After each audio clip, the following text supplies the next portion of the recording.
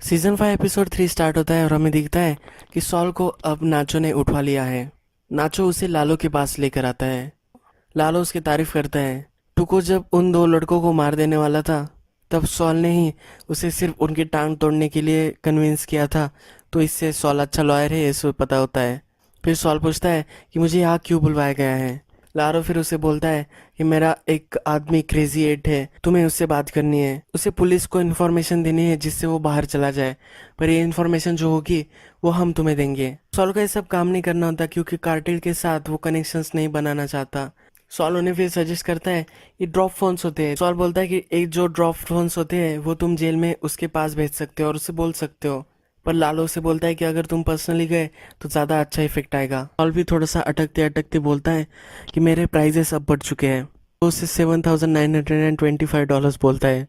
अटकते अटके बोल रहा होता है तो कुछ भी नंबर वो बता देता है। फिर लालो पैसे निकालता है और $8,000 उसे दे देता है। नेक्स्ट सीन में हमें दिखाया गया है कि माइक एक बार में बैठा हुआ होता है। वो अब बहुत ही ग्रीव में होता है क्योंकि उसे कॉन्ट्रैक्टर को मारना पड़ा है।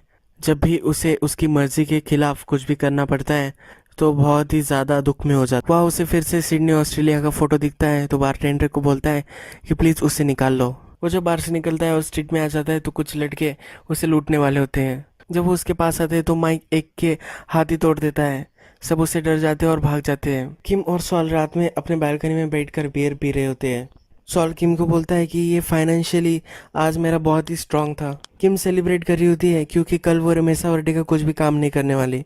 वो सिर्फ कोर्ट में जाकर अपने जो उसके खुद के जो केस होते हैं जो उसे लेना अच्छा लगता है वो उसे लड़ने वाली होती है। नेक्स्ट दिन नाचो का जो घर होता है वह उसके फादर आ जाते हैं। नाचो की गर्लफ्रेंड्स भी वहाँ होती है। उन सबको जाने के लिए बोलता है। फिर नाचो के फादर और वो दोनों डिस्कस करते हैं। नाचो के फादर उसके घर की तारीफ करते हैं। वो नाचो को बोलते हैं कि मेरे शॉप के लिए ऑफर आया है। नाचो के फादर जिस आदमी को जानते हैं उसी आदमी ने उस शॉप को बाय करने की ऑफर की होती है। नाचो के फादर बोलते हैं कि जो ऑफ़र मुझे मिली है वो बहुत ही अच्छी मिली है। पिछली बार मुझे बहुत ही कम ऑफ़र मिली थी, इस बार बहुत ही ज़्यादा अच्छे से ऑफ़र मुझे मिली है। वो नाचो से बोलते हैं कि मेरा मन नहीं कर रहा कि मैं इसे सेल कर दूं। नाचो बोलता है कि कब तक आप इसमें काम करते रहोगे, आपने जो भी काम किया है अब उसका बेनिफिट लेने का टाइम आ गया है। आप उस पैसों को कैश इन कर लीजिए और फिर आप मज़े कर सकते हैं। नाचो के फादर को मालूम होता है कि ये जो पैसे भेजे हैं ये नाचो ने ही ऑफ़र दिया है। नाचो के फादर नाचो को बोलते हैं कि मुझे हमेशा लगा था कि तुम ये शॉप चलाओगे, मैं तुम्हारे लिए ही इस शॉप को डेवलप किया था। नाचो के फादर फिर उसे बोलते हैं कि मुझे पता है कि तुमने इस शॉप को बाय करने के लिए उससे ऑफर दी है। वो चिढ़ जाते हैं और बोलते हैं कि मैं तुम्हारी तरह भागने वाला नहीं, तुम्हें भागना है तो तुम भाग सकते हो, पर मैं जहाँ हूँ मैं वहाँ रहने वाला हूँ, तुम मुझे ऐसे बाय नहीं कर सकते। फिर वो वहाँ से चले जाते हैं। नेक्स्ट दिन किम कोर्ट रूम में होती है और अपने केसेस लड़ रही होती है। उसका पूरा डे के लिए शेड्यूल होता है, पर रिच उसे कॉल करता है। उसे बोलता है कि मेसा वर्डे के केस में ज़रा प्रॉब्लम आ गया है और तुम्हें उसे देख कर आना पड़ेगा। किम बोलती है कि मैं बहुत ही बिजी हूँ, पर फिर भी वो उसे बहुत ही इंसिस्ट करता है। सीन में हमें दिखता है कि क्रेजी एट से मिलने सॉल आया हुआ है। सॉल उसे बोलता है कि तुम्हारे बॉस ने मुझे भेजा है। इसे फिर वो सब डिटेल्स देता है कि क्या उसे सब पुलिस को बताना है। सॉल फिर बाहर वेट करता है और इस सीरीज में हमें अब हैंक दिखता है। जो एजेंट क्रेजी एट की इंक्वायरी करने के लिए आते हैं वो हैंक और उसके पार्टनर ही होते हैं। नाचो बोलता है कि मुझे सब कुछ पता है कि कहाँ ये पैसे ड्रॉप होते हैं और कौन से लोग लेने के लिए आते हैं। मैं तुम्हें बहुत सारे लोगों का पता दे सकता हूँ। और उसका पार्टनर बहुत ही इंटरेस्टेड होते हैं। फिर सॉल वहाँ आ जाता है। सॉल इसे प्रिटेंड करता है कि उसके क्लाइंट को कुछ भी नहीं बोलना। क्रेजी एट को वो एक कोने में लेकर जाता है और प्रिटेंड कर रहा होता है तो हैंक ये पकड़ लेता है। हैंक बोलता है कि मुझे पता है कि तुम क्या कर रहे हो। फिर हैंक वहाँ से उठने लग जाता है। तब सॉल उन्हें बोलता है कि प्लीज़ रुको, हमें तुम्हें इन्फॉर्मेशन देनी है। सॉल फिर हैंक से डील करता है कि मेरा जो क्लाइंट है ये मुझे ज़िंदा देखना है, तो फ्यूचर में भी ये तुम्हें इन्फॉर्मेशन दे सकता है। तो वो उसे बोलता है कि तुम इसे अपना प्राइवेट खबरें रख लो और इसके जो भी चार्जेस है वो सब ड्रॉप कर दो। फिर हैंक और उसका पार्टनर ये सब मान जाते हैं।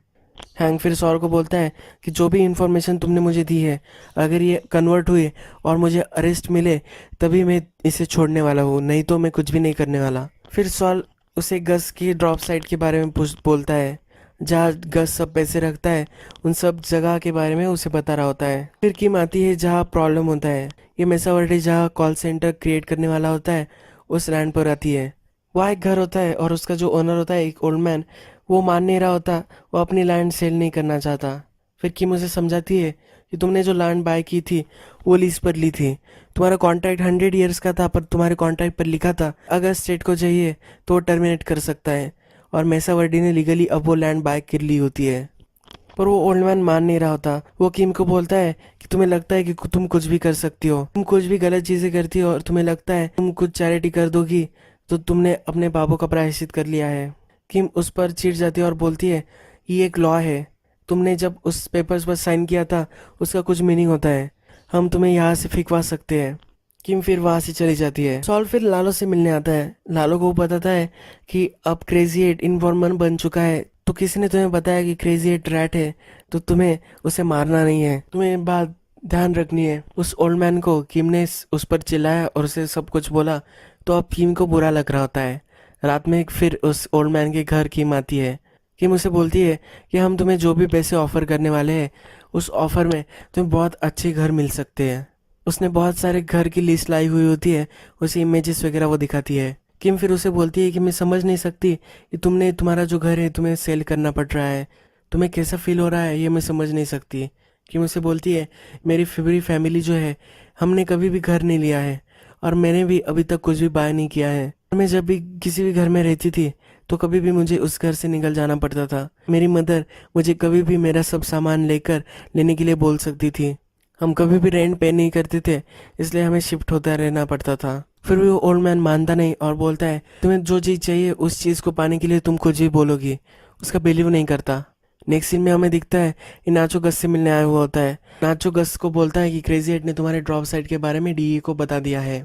गस का आदमी फिर कॉल कर रहा होता है और उस ड्रॉप साइट को बैन कर रहा होता है, पर गस उसे मना कर देता है। अगर डीई को कुछ भी नहीं मिला तो लागोलो को पता चल जाएगा को किसी आदमी ने मुझे इन्फॉर्म कर लिया है, इससे नाचो ट्रबल में आ सकता है, तो इसलिए गस अब उस ड्रॉप को चालू रखने वाला होता है। इससे उसे बहुत ही तकलीफ भी होने वाली होती है, पर फिर भी वो इस ऑपरेशन को कंटिन्यू करता है। किम और सॉल दोनों घर आते हैं और बालकनी में खड़े होकर स्मोक कर रहे होते हैं, बियर पी रहे होते हैं। उन दोनों का डे बहुत ही घटिया गया हुआ होता है। ऊपर से वो फिर अपनी स्टीम ब्लो ऑफ करने के लिए बियर की बोतल नीचे फेंक देते हैं। जब नेबर्स जाग जाते हैं तो वो फिर से घर में चले जाते हैं। यही एपिसोड खत्म हो जाता है।